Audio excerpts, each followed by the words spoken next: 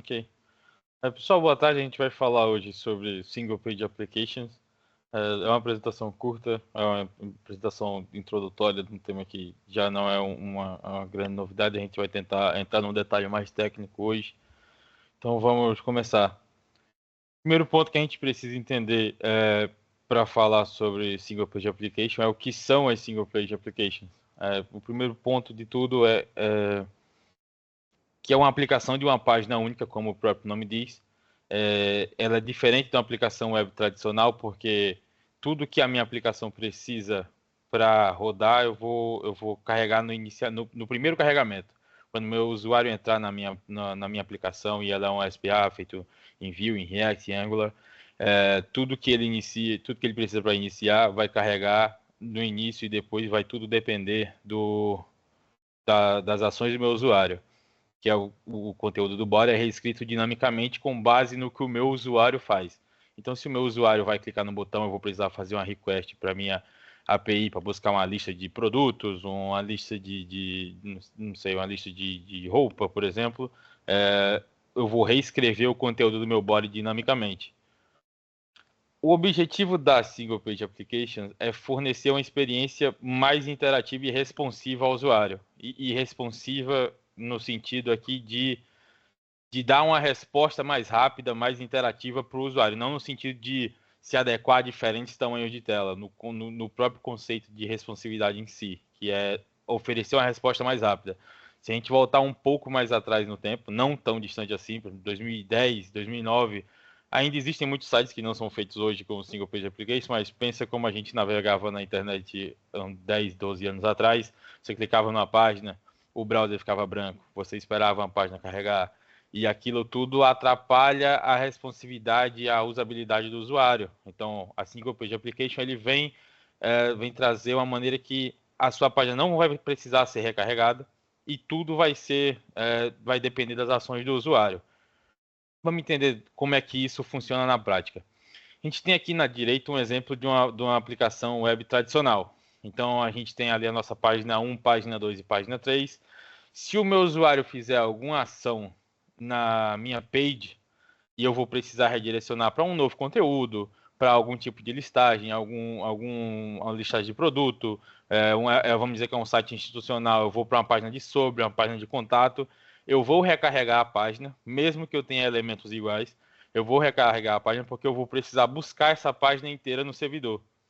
Então eu vou clicar em algum botão, vou realizar alguma ação em page e vou recarregar uma nova página lá para buscar a página 2, por exemplo, e eu vou precisar recarregar tudo. Na nossa Single Page Application, a gente vai ter, vamos dizer assim, um container. E dependendo do que o meu usuário faz, eu vou buscar templates com base numa requisição de API. Vou buscar dados, o dado que eu preciso para preencher uma listagem. E eu vou buscar esses dados na API. Eu não vou precisar recarregar a minha página com base nas ações do usuário. Tudo que ele fizer vai ter side effects. Esses side effects vão atualizar o body dinamicamente. Então, eu estou no meu template view, cliquei no botão que vai trazer o que tem no meu template 2. Eu só vou fazer a requisição para buscar, caso o meu template 2 precise de alguma coisa do servidor, eu vou buscar na minha API e vou trazer o template 2 já com o dado preenchido. E aí eu não preciso recarregar a minha página. Trouxe alguns exemplos aqui para vocês de coisas que a gente usa diariamente que são feitas utilizando a Single Page Applications. Por exemplo, o Gmail. Quando você está lá no seu Gmail e você clica na pasta de enviados, ou você clica na lixeira ou no spam, a sua página não recarrega. Por mais que ele precise fazer uma requisição na API, ele não vai recarregar a sua página para trazer, recarregar tudo, o topo, o rodapé, o menu do seu Gmail, para poder listar o que está dentro do seu spam. Mas uma requisição foi feita. Ele não vai carregar a página toda para atualizar só o spam, por exemplo. Então, esses aqui são alguns exemplos de coisas que a gente usa diariamente que utilizam essa estratégia de Single Page Application. Vamos lá, vamos falar das vantagens agora do porquê que a gente utiliza, porquê que a gente vai fazer uma aplicação em Single Page Application em vez de fazer normal, como a gente já fazia um modelo tradicional da web. A primeira de tudo é a experiência do usuário é muito aprimorada. as interações são mais rápidas, as atualizações são instantâneas, as transições são mais suaves, o estado do aplicativo fica todo gerenciado do lado do cliente. A gente vai entrar mais a fundo nesse tema do gerenciamento de estado um pouco mais à frente. Mas a minha experiência geral, que é o objetivo principal quando a gente faz uma aplicação web, é trazer uma boa experiência para o nosso usuário final.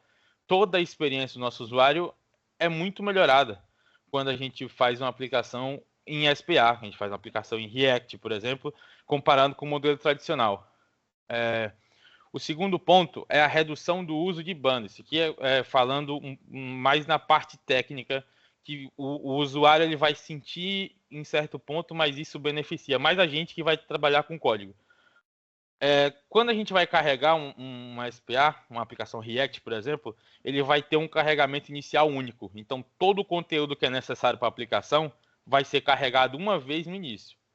Depois disso, tudo que eu precisar de dado vai ser transferido para o cliente, nessa relação do cliente com o servidor, com base nas ações. Então, se eu estou navegando na minha aplicação React, eu vou clicar para buscar uma listagem de produtos, eu só vou carregar essa listagem e mostrar o template dessa listagem caso eu precise buscar. Se meu usuário nunca clicar nesse botão que vai buscar os meus produtos, eu nunca vou mostrar esse template. O próximo ponto é o desenvolvimento e manutenção. Um dos pontos que beneficia muito o nosso desenvolvimento é a reutilização de código. Normalmente, quando a gente vai fazer um SPA, a gente vai utilizar algum framework moderno, como Angular, ou Vue, ou React. React não é um framework, é uma biblioteca, mas se a gente for lá na documentação do React, entrar lá no react.dev, tem lá a indicação de que você não deve mais fazer uma aplicação React só utilizando o React como biblioteca. Eles preferem e indicam que você faça uma aplicação com alguma coisa por cima. Seja um Next, por exemplo, um Gatsby, alguma coisa do tipo, para não. Aí sim o React fica um framework completo para desenvolvimento, como a gente tem no Angular e no Vue. Como a gente faz as nossas aplicações utilizando o React, Vue ou Angular, alguma coisa desse gênero, é fácil, porque a reutilização, tudo que a gente faz em React é fácil de ser reutilizado. A gente vai criar componentes, vai fazer toda a componentização da nossa aplicação. Então, tudo que a gente vai utilizar, a gente vai fazer um componente que pode ser utilizado em outra parte da aplicação, e é fácil a gente dar manutenção. Porque imagina se você tivesse codificado em 12 páginas diferentes alguma coisa e você precisa alterar essa coisa e não foi feito de uma maneira componentizada. Você vai precisar alterar em 12 pontos diferentes, assim como a gente fazia lá 15 anos atrás, 16 anos atrás, antes de poder dar até mesmo um include no PHP dentro de uma página. Outra coisa que a gente tem de benefício de utilizar uma SPA é o desempenho e a eficiência.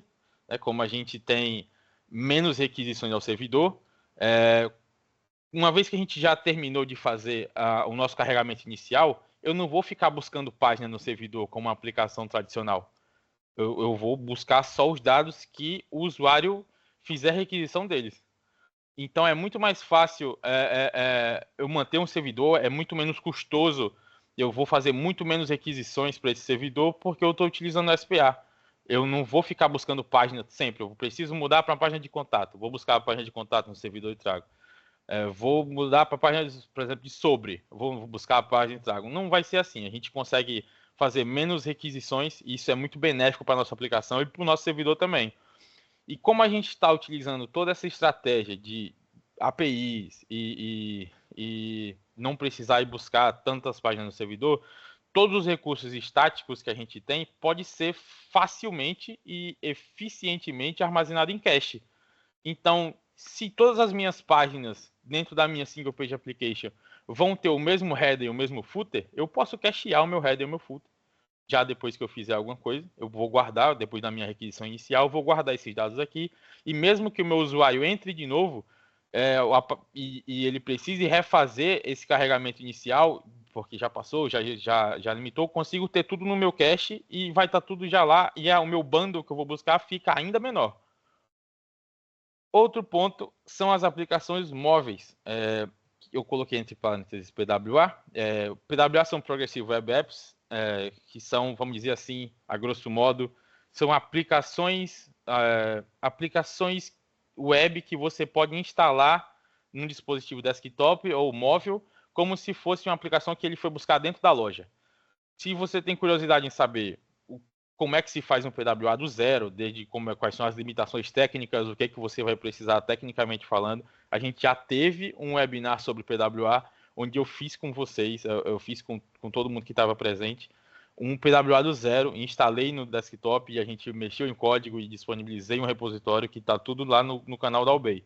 Então, se tiver interesse em fazer um PWA, em trabalhar com isso e ter essa experiência também, pode ir no canal da Albay sobre PWA, que vai ter lá um agente criando um PWA do zero.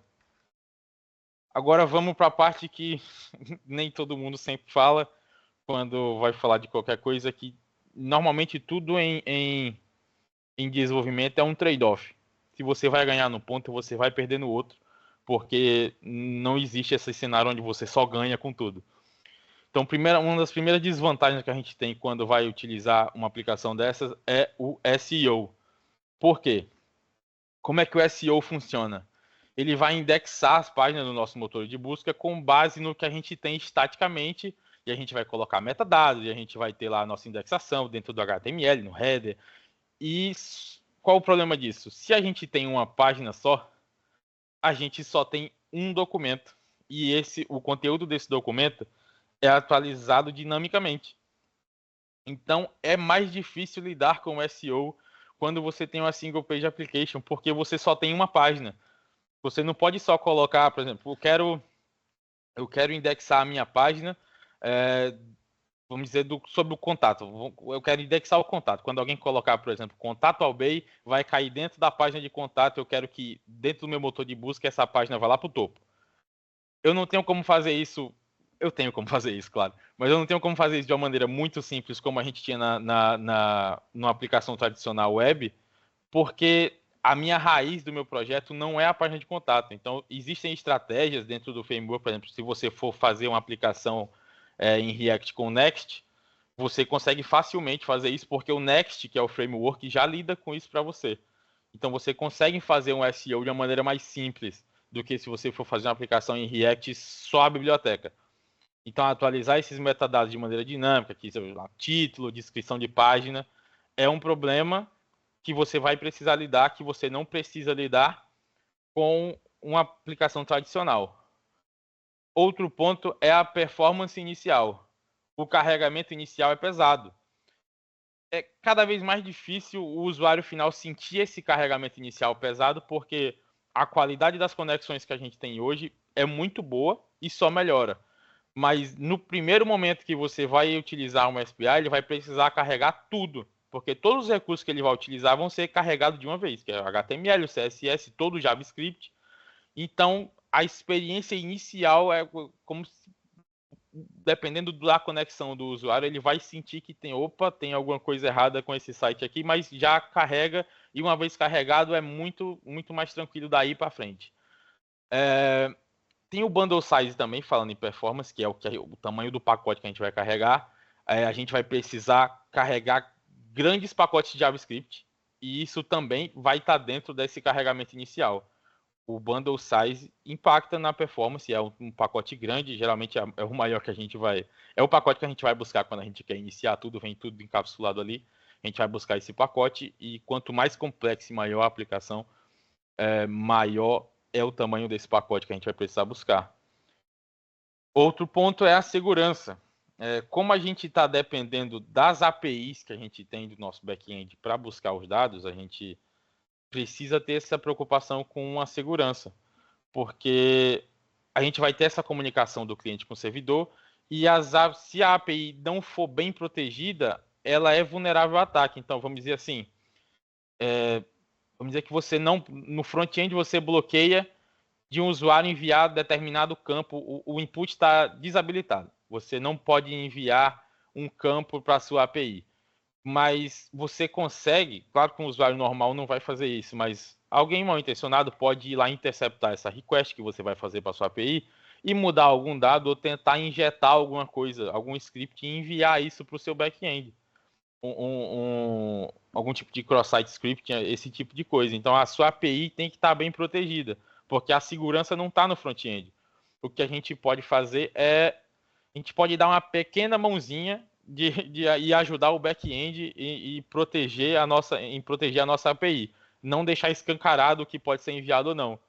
Mas a API tem que estar protegida porque a segurança não está no front-end, a segurança está no back. Não, a request pode ser interceptada, tudo que o usuário vai enviar para o servidor pode ser interceptado. Então, a gente tem que ter esse cuidado com a segurança. Outro ponto que é difícil de lidar é o histórico e a navegação. Quando sua aplicação é uma página única, você vai ter que ter estratégias para manter o seu histórico de navegação e o gerenciamento de URL na sua aplicação. Como é que você vai fazer, por exemplo, para ir para a página seguinte que você estava, ou o seu usuário clicar no browser e voltar e você voltar para a página anterior? Mas não tem página anterior. Você está na única página que existe. Então a gente precisa tratar coisas no código que a gente não precisaria tratar se fosse uma aplicação tradicional. Como é que você vai clicar em voltar e voltar para a página inicial se você ainda está na página inicial? É uma página só. O que mudou foi só o conteúdo do body. Então tudo isso a gente precisa lidar. Outra coisa também que a gente precisa lidar, que já está automaticamente lidado na aplicação tradicional, é Deep Linking. Deep Linking é você ter, por exemplo, albay.pt/projetos/frontend. Então, como é que você vai ter o /projetos/frontend se isso tudo depende de ações de usuário, porque você só tem uma única página na aplicação?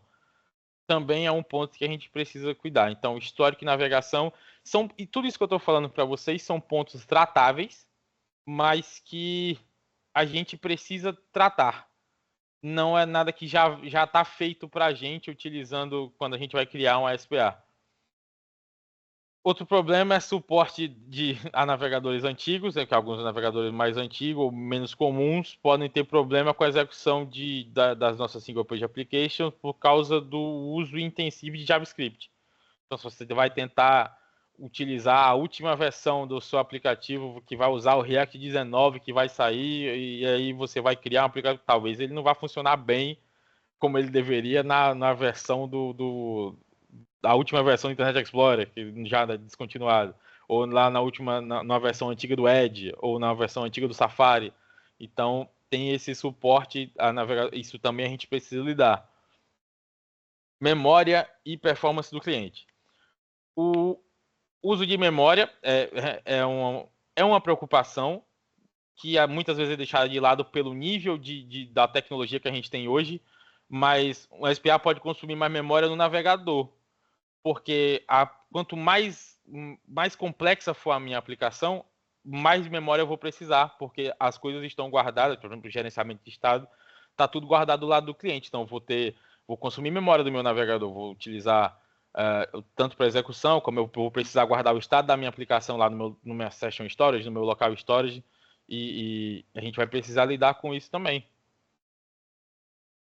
Complexidade de desenvolvimento. Querendo ou não, para você fazer uma aplicação dessa, você vai precisar aprender um framework novo, que tem uma curva, e existe uma curva de aprendizado. Então, isso aqui é algo também que vai impactar para a gente, não para o usuário final. Eu quero fazer um aplicativo, ou fazer uma aplicação em React. Eu vou precisar aprender React, vou precisar aprender Vue, eu vou precisar aprender Angular. Então, existe também essa curva de aprendizado que a gente precisa ter. E dependência de JavaScript. Se o seu usuário for no browser dele e desabilitar o JavaScript, muito provavelmente ele vai quebrar a sua aplicação. A maioria das aplicações não está preparada para o usuário simplesmente desligar o JavaScript no browser. Então, existem estratégias para lidar com isso. A gente fala um pouco disso lá no PWA, que a gente faz cacheamento para esse tipo de coisa. A gente faz, então, quer entender como é que a gente lida um pouco com isso aqui da dependência de JavaScript, vai lá no vídeo do PWA que a gente tem aqui no canal da Albay e a gente fala sobre isso também. Então agora para a gente terminar, vamos dizer assim, por onde é que eu vou começar? O primeiro de tudo é escolher o framework. Eu vou precisar entender como é que eu vou fazer essa aplicação, o que eu vou fazer. Eu vou aprender React, eu vou aprender Angular, eu vou aprender Vue, eu vou precisar decidir o que eu vou fazer. Baseado no framework que eu escolhi, eu vou precisar aprender uma ferramenta de gerenciamento de estado. Ian, o que é gerenciamento de estado? Imagina que você tem uma informação e você precisa propagar ela por toda a árvore de componentes da sua aplicação. Então, a gente pode falar, mas eu posso passar para o componente filho. Se eu tenho um dado no meu componente pai, eu posso passar para o filho. Se eu precisar no próximo filho, eu mando para o filho. E depois no próximo filho, eu mando para o próximo componente filho. E a gente vai fazendo esse próprio drilling eterno. Isso já é um problema por si só. O nome é próprio drilling. A gente deve evitar fazer isso aí vamos dizer, pela saúde do projeto. É difícil manter um projeto que utiliza essa forma de gerenciamento de estado, de transferência de dados. Mas imagina a situação onde o componente que precisa do dado que você tem nesse ramo está num ramo totalmente diferente da sua aplicação. Como é que você vai fazer esse dado chegar lá? Porque ele não tá no caminho onde você pode acessar indo para o filho, para o filho, para o filho, para o filho. Você não vai conseguir chegar lá. Então, como é que a gente vai precisar disso? É nesse momento que entra o gerenciamento de estado. Eu vou utilizar uma ferramenta, por exemplo, como Redux no React. A gente tem o Redux Toolkit. A gente vai utilizar um negócio desse que eu posso guardar tudo, por exemplo, no meu local storage do meu usuário e vou acessar dentro da minha aplicação. Então, se eu vou lá buscar o nome do meu usuário e eu vou utilizar lá no topo para colocar como se fosse um perfil, e depois eu vou precisar utilizar em outra árvore, ele está tudo disponível dentro do meu local storage que eu atualizei utilizando o meu Redux. Esse é o princípio do meu gerenciamento de estado. A mesma coisa eu posso fazer se eu for utilizar Vue, que antes era o Vuex, que agora mudou para o Pinia, mas é o mesmo princípio. Eu tenho o meu gerenciamento de estado e eu quero compartilhar dados ao longo da minha aplicação sem precisar utilizar componentes intermediários como caminho para o dado chegar até onde eu quero. Então, se eu quero levar o dado do componente A para o D, eu não vou passar pelo B e pelo C só para chegar no D. Eu vou utilizar o meu gerenciamento de estado, eu vou utilizar no A, e vou chamar o meu gerenciamento de estado no D e vou utilizar no D. Se o B e o C não precisam disso, eu não vou passar esse dado por eles. Outro ponto que a gente precisa também tratar é o roteamento. Então, a gente tem o Vue Router, tem o Angular Router, porque a gente precisa lidar com o problema da URL, o clique do meu usuário levar para outra página. Então, a gente tem que lidar com o nosso roteamento. Então, com base na framework que eu escolhi lá atrás, eu vou precisar também aprender uma maneira de rotear, de controlar as rotas da minha aplicação. Ferramentas de build, que são, normalmente, quando a gente fala em ferramenta de build, a primeira coisa que vem na cabeça é o Webpack, mas também tem o Vite, por exemplo. A gente precisa de uma maneira de buildar a nossa aplicação e levar ela até um ambiente de produção. Então, eu vou precisar entender. Você não vai precisar virar um expert em Webpack e tudo isso, porque a ferramenta já meio que faz isso por si só, mas é bom que você entenda o que a ferramenta está fazendo para não estar usando uma ferramenta de build nas cegas. É interessante que você entenda o que aquilo ali está fazendo, porque é uma coisa que basicamente você vai configurar uma vez, você não vai ficar toda hora mudando o seu Webpack para fazer o build, você vai configurar aquilo uma vez e você vai fazer um CI/CD, alguma coisa, e toda vez que você fizer, por exemplo, um push no seu main, aquilo vai trigar um deploy, vamos dizer, para um ambiente de desenvolvimento, e o deploy do ambiente de desenvolvimento vai trigar um deploy para um ambiente de teste, um ambiente de produção, e por aí vai. Então, são coisas que a gente vai configurar uma vez ali, na concepção do projeto, quando a gente está criando o projeto, e depois de configurado, eventualmente você vai precisar fazer a manutenção, mas é bom que você saiba fazer. Saiba o que está fazendo, o que um Parcel faz, o que o Vite faz, o que o Webpack faz.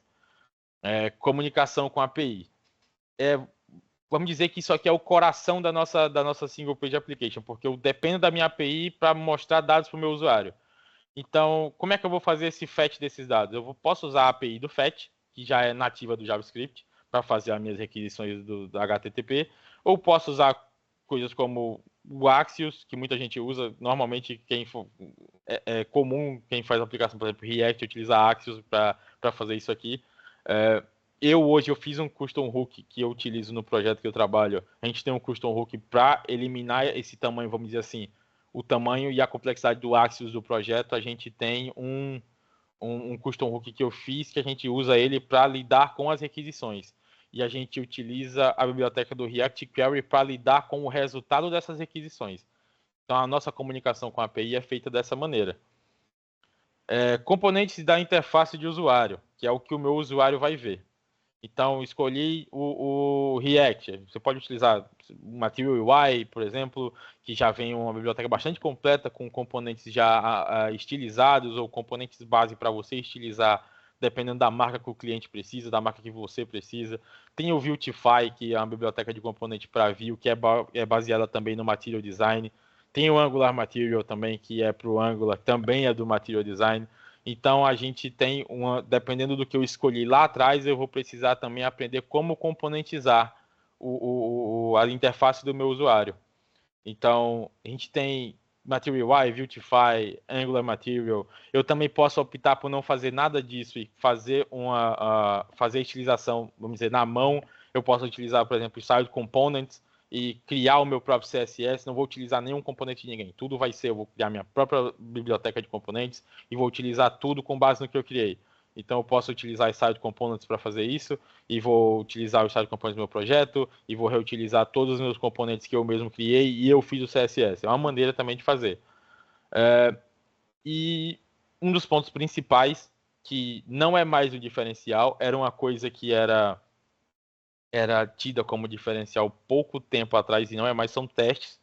Se você é desenvolvedor, você trabalha com front-end, você trabalha com back-end, você precisa saber fazer testes hoje.